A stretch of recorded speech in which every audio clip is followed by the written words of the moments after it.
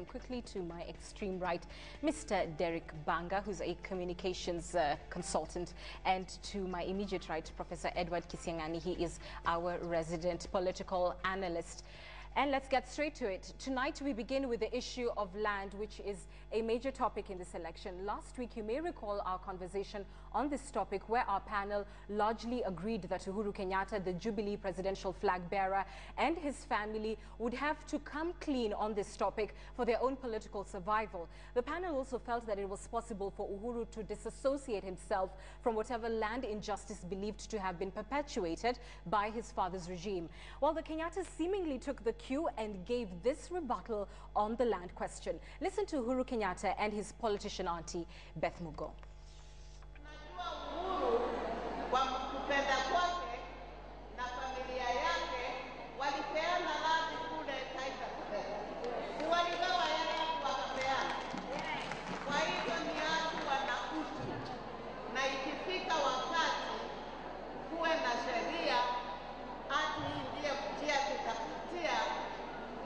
Familia Uhuru wako tayari kufuata sheria. Kunaye siku moja wakiwa na hizo nguvu zote miaka hiyo mitano wametaja pahali mimi nimeimba shamba au nimenyakua shamba ya mtu.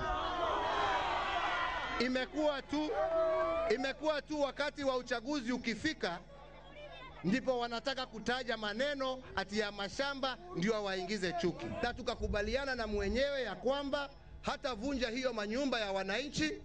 Akakubali ya kwamba sisi tukiunda serikali tuende tufanye valuation ya shamba yake, tununue hiyo shamba, tuende tugawie wananchi huko, wananchi waweze kukaa. The difference between our analog friends and our team in Jubilee, they are focused on the problem of land and squatters in our country. We have the solution. Do they actually have the solution? Are they offering a solution, or is this an attempt to throw off the spotlight from the real question that perhaps the Kenyatta family perpetuated land injustice, and on that basis Uhuru Kenyatta is not fit to lead or fit to resolve this particular question? I think, Anne, let's be very honest about this matter. If you look at what we suggested last week, it is great that Uhuru has picked it up and he's now discussing this matter. And the only thing that I have a problem with is that he's not discussing the way I would have envisaged, because he looks like he wants to solve the problem, and the solution that Ruto is giving is probably what Uhuru is alluding to, that they will talk to Evans Waitiki to deal with the problem and they will buy the land and give it to the people. What is important here is not for Uhuru to fix the land problem by buying land. Where will he get the money to buy the land? The question yes, that he's saying as government, right? Yes, as government, we cannot just be told we shall buy land. What we want to know and what is at stake is to find out how Waitiki got the land, how Uhuru got the land. So what he's supposed to say, I got this land and it is mine, I bought it with this money. This other land belongs to our family, and therefore, if they bought it fairly, he does not have to distribute it. The reaction by Uhuru and Ruto is an admission of guilt. In fact, that is very, very tragic for him, because it looks like he's saying, let me do something about it because I'm admitting guilt. We have been involved in a land issue. We haven't sorted it out. So the way to go about is to force the rest of the taxpayers to buy land at the cost, to appease the people of the coast. Derek, do you agree? Is it an admission of guilt? Well, I'm going to look at this a little bit differently. I'm a little surprised to hear Uhuru say that they can bring up this land issue during an election campaign and they won't talk about it at other times. Of course, this is going to be fodder. This is something that is on everybody's minds, if not on their lips. What they need to do as a campaign team, in fact, as a strategy, is to have a definitive answer to this very vexing question which they're being asked. They need to have a standard template that everybody, whether it's Beth Mugo, or it's Ruto, or it's Kenyatta himself, where they can give an answer, and give an answer that is going to satisfy the general public. And certainly this one you don't think it does, but no. Prof, I am caught on the fact that you feel it was an admission. Beth Mugo goes ahead to say that there's already land in, I think, Taita Taveta, she mentioned, that has already been given out, and just bringing in the issue of negotiating a land deal between a land holder and the squatters. Are we robbing the Land Commission really its job by politicizing the matter to the the extent that we're expecting Uhuru to be solving it for us? Is this something that they should just not touch and let's leave it to the instruments that have been created through the Constitution to deal with? Of course, Beth Mugo, who is a sister to Uhuru in the African sense, is trying to explain the point that we have already, the Uhuru family has already given out some land. And under what circumstances it did, I think they have a right to give out land. If you have excess, probably you can give, and you shouldn't take them to task on that. But what we really need to know is that land shouldn't be given because somebody wishes it. What the people of the Coast Province are asking is, how did the Kenyatta family acquire this land? What Uhuru is supposed to say is that if we acquire it fairly, we should not be pinned down to give it out just because we have a lot of it. He has failed to do that, and they're now saying we gave it out a bit. How do you give out what you have? What is the problem? Yeah, Beth Mugo did mention, you know, the sanctity of the title and that should be something that is respected. But I'm wondering, though, do you think by negotiating with landowners right now who are holding controversial pieces of land, it would be a way of a possible Uhuru government legitimizing ownership? No, according to the Constitution, even negotiation, giving negotiation, even elders can still negotiate. If you look at the land law or the Constitution, Chapter 5, it alludes to negotiation and agreements. Even before you go to court, you can still negotiate. So perfectly negotiation is okay. But that negotiation should be contextualized within the Land Commission, because there should be witnesses to that negotiation. There is a legal framework for that negotiation. It is not about Uhuru, because there are still a lot of Kenyans who might also have acquired land in even worse off state than what Uhuru has done. So the negotiation should be structured within the law. And this one is not being structured within the law. I think also in terms of his body language, he should not come across as too aggressive when being asked this particular question. You can say, again, we've talked about this before, I want him to see using sort of the palm down and the palm up gesture rather than the pointing. This question really seems to annoy him. And it's going to come up in the next, yes, and it's going to come up in the next debate. He has to find a way of being able to answer that question and not come across as annoyed or vexed or too aggressive when answering this particular question. And when he loses temper, like he looks like he was highly agitated, that was the intention, I suppose, within the Raila camp. They wanted to get him annoyed, and as he gets annoyed, he keeps confirming his competitors' feelings about him. He shouldn't do that, and he needs to calm down, as my friend is saying, and address it and say the law. I thought that Beth Mugo did better than Uhuru, because what Beth Mugo was saying, the Kenyatta family is willing to follow the law, and when the law is applied, they will obey the law. That is what Uhuru should be doing, and they should do better than Beth Mugo. But Mugo has done better. Yeah, surprisingly, and I've heard this conversation before. On which point has Raila Odinga really managed to put the Jubilee team, you know, in a corner? Is it the land question, or is it the ICC? And many people tend to think it is land because, well, the ICC, a lot of people would say, yes, of course, we want justice for whatever happened in 2007 and 2008, and the local tribunal failed. There is still that feeling that most people would have preferred a tribunal here at home, and so may empathize slightly with him, but on land, there's no forgiving. I think people are very passionate about the land crisis, and even for Raila Odinga, the ICC case, he has just been on the defensive because the camp of Uhuru and Ruto have been able to craft out a statement that has been told several times, like I've said, that it is Raila who fixed them, which is probably not true, and that is the thing that Raila has been trying to grapple with. So he can't put them in any trouble. What he has been saying is that he supports a local tribunal. He never took them to the Hague to be prosecuted. But for land, when Raila talks about the land, it is so emotive that every statement that Raila makes about land, whether imagined or real, about people grabbing land in this country, 80% of the people who hear him think that he's saying the truth. So what Uhuru is supposed to say is, how can he change and show that in fact he's the solution? The solution that Ruto is giving is not, as I said, to say we can now start picking people and negotiating and buying land using taxpayers' money. The solution is, what does the law say? And if the law says that we can engage the entire country and redefine our obligations about land, that is the solution.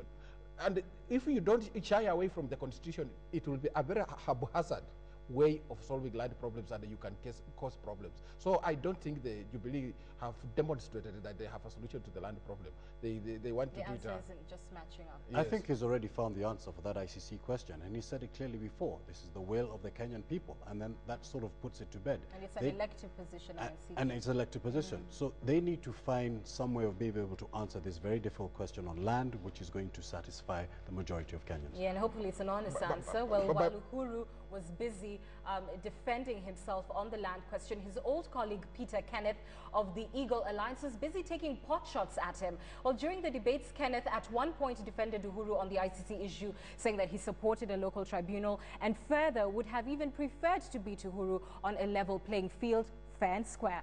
But listen to how he changes his tone at a recent rally in the coast as he accuses Uhuru of landing the country in enormous debt. Start by thanking the organizers for making this happen so that we can all be evaluated.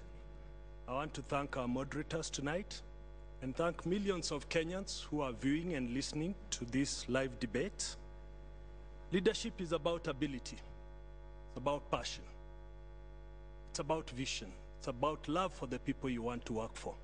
It's about trust. It's about creating hopes for many who are in hopeless situations. We need deliberate change. We need to break from the past so that we can have a new Kenya that propels itself to a better future. All I seek tonight to those who are watching and listening is to work for them. I offer the best choice for the presidency. I thank you. God bless Kenya. God bless us. Thank you. Nikisema nchi imekopa zaidi kwa miaka minne iliyopita kuliko miaka 46 tangu uhuru. Jamaa hawezi ongea. Na yuko hapa karibu na mimi. Alikuwa hapa karibu na mimi. Anasema ameleta economic stimulus, but at what cost? At what cost? Wewe utalipa, mtoto wako atalipa, mjukuu wako atalipa, na ukimuuliza iko wapi hawezi kukuonyesha. Two very different sides of the man, Peter Kenneth. One sounding so presidential in giving his closing remarks, very polished indeed. The other one, he sounds, it's not even more about pot shots. It almost sounds like he has something really personal with him, given his facial expression. So I want to go with you, Derek, first. What did you think his face was communicating to us? And the fact that he kept looking to the side and pointing, what is that about? Yes, I mean, it was clearly dismissive. I think this was a reaction to the debate. And I think Peter Kenneth may be a little bit disappointed in his performance. I mean, having said that, that closing statement that we watched at the beginning was one of the most powerful closing statements. I think it was well rehearsed. I think it was well prepared. I certainly think it was stronger than the closing statements of a lot of his other competitors. But his performance, I think, was not up to par. I think he felt he could have performed better.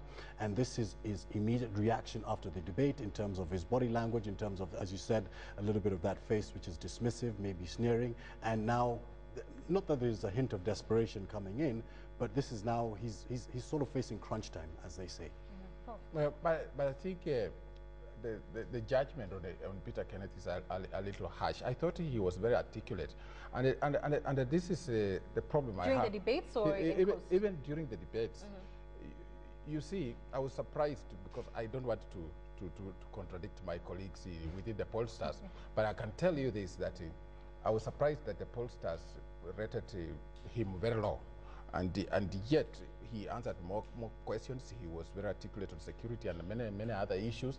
And the candidate who could not say the difference between the constitution and ethnicity was rated probably the top.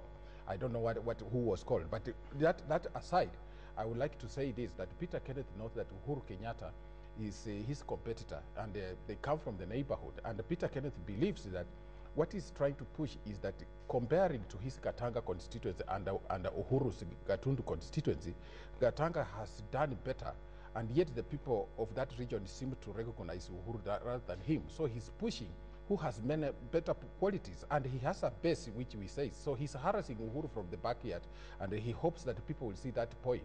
And he says that comparatively, if you look at Gatundu and of course Gatanga, it is just the ineptitude of Uhuru that has pushed things to the level that even he didn't do well in Gatundu, but he has also not done well as Minister for Finance. So we're going to come back and probe that statement, because he makes a very far-reaching statement, yes, suggesting that in the 4 years of Uhuru being finance minister, we borrowed more than we did since independence. Of the Kibaki administration and the way it works. What Peter Kenneth is saying is just half the story. It is the tip of the iceberg.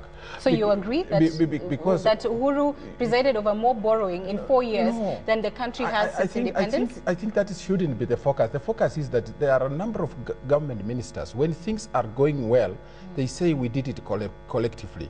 When things go wrong, somewhere else, they say it is so and so who did it.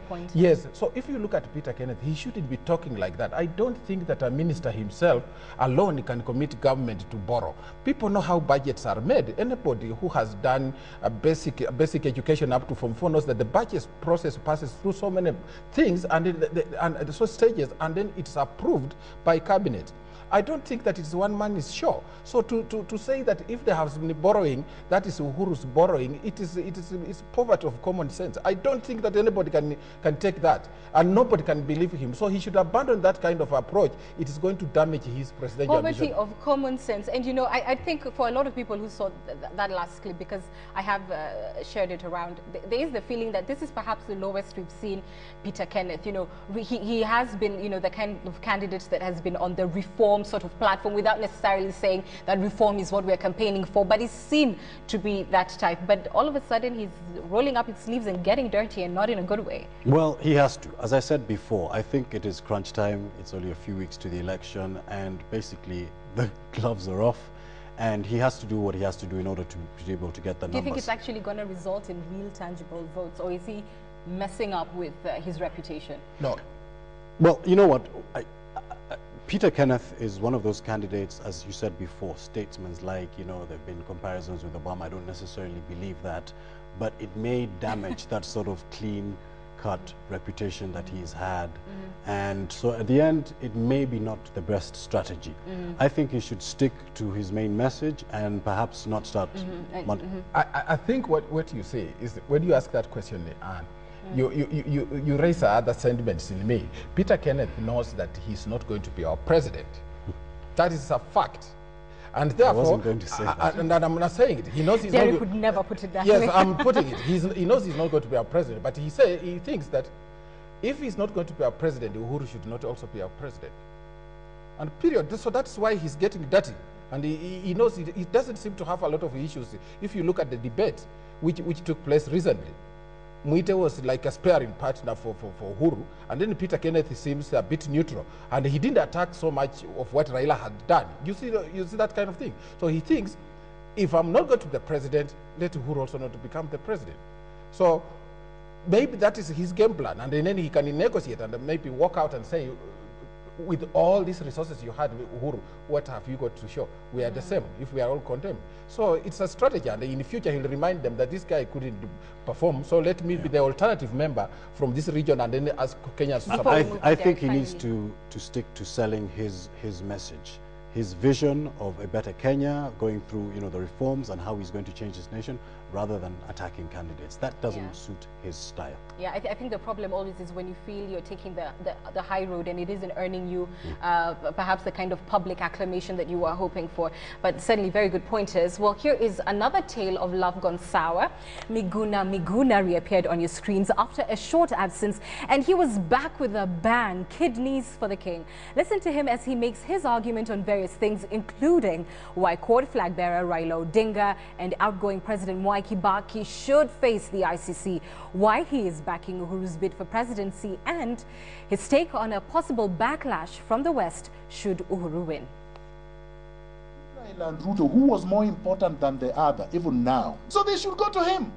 The same thing on the other side. There was a commander-in-chief, the head of state, the head of government, with all instruments of power. What was Uhuru at the time?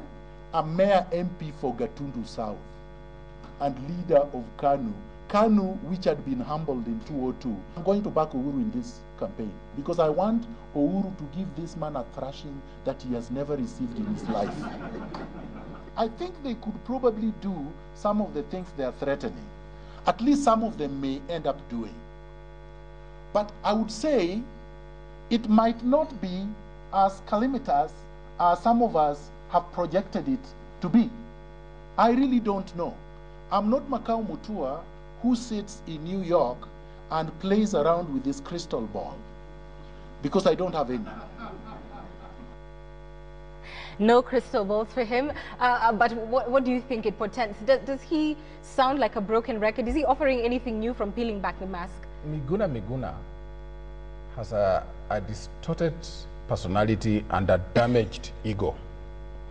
Distorted and damaged ego, the personality is not right. So if what you should do with Miguna probably is he should quickly be admitted in a counseling clinic, because these things are really consuming him and he has lost direction like a jilted lover, and he doesn't know how to do it. He's looking for attention.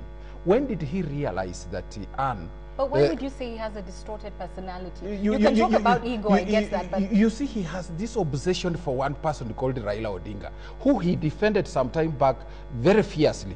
When did he realize that Uhuru was just a mere minister, or Ruto was just a mere minister, and Kibaki and Raila were the people? He was fiercely supporting the Raila's position that the elections had been botched in KICC. When did he change his mind? Derek, does he sound schizo to you? Look, let me talk about that performance. It seems, first of all, he has an axe to grind with a number of people.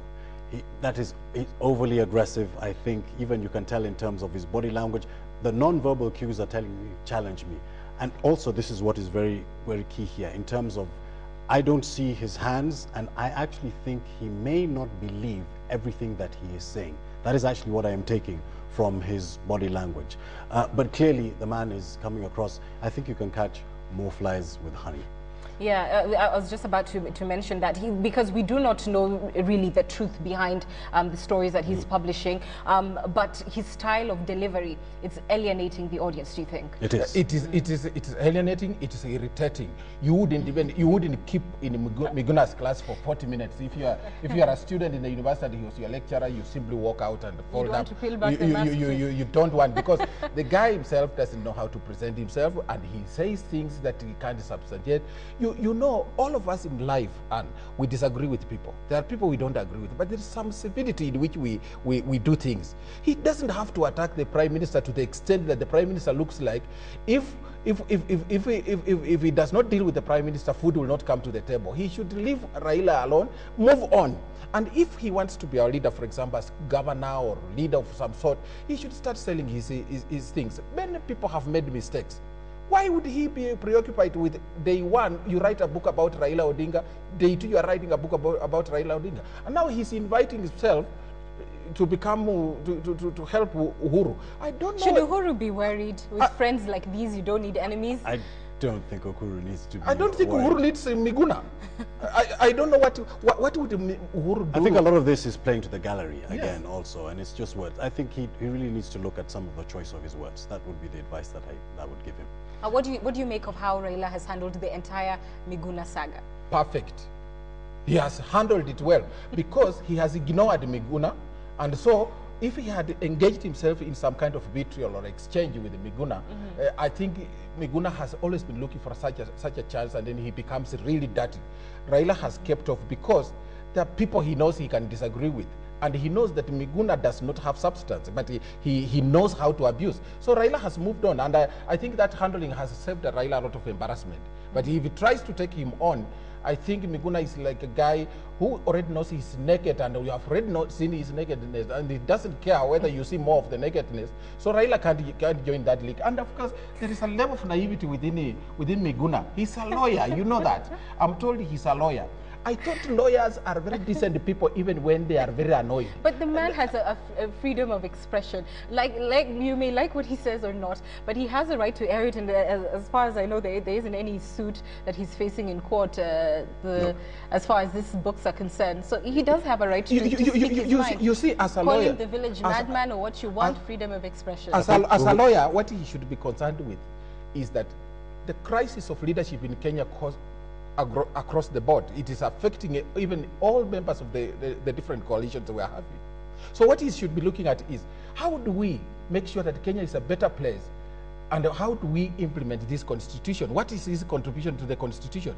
These leaders will come and go. We have a document to implement. What is specifically Miguna's position in this implementation? What he can do so that in the future we don't have leaders who can annoy him. How much of it do you think is fact? What has been published? Just your personal opinion.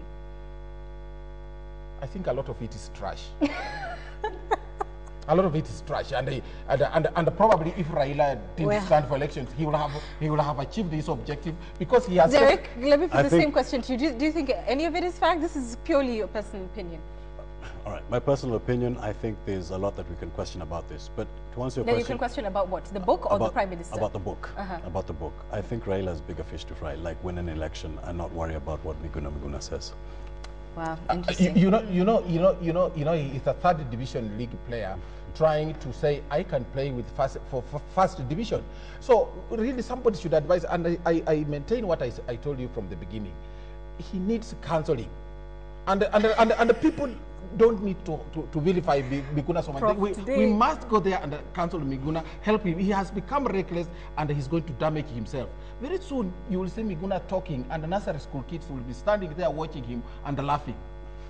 Because they don't believe the audience is deteriorating up to the level of nursery school. Many people are abandoning his But I think to bring your point home as we wind up, Derek, you would agree that if he does have a serious point to put across and he does want Kenyans to take seriously the allegations that he's leveling against the Prime Minister and the kind of depiction, his sort of behind the scenes look of what Raila really is, then he needs to change his style of communicating. Absolutely. I think there's a more effective way of delivering some of this information. How do you think you should have gone about it? Well, I think, like I said before, it's a little bit too aggressive. I think even sort of the forums that he chooses for this, and I think he really needs to find a way of being able to sit down and talk to us in a way that we can connect with him rather than invoke the sort of reactions that you're getting from where he needs counseling. Yes, but choice of language and that sort of thing.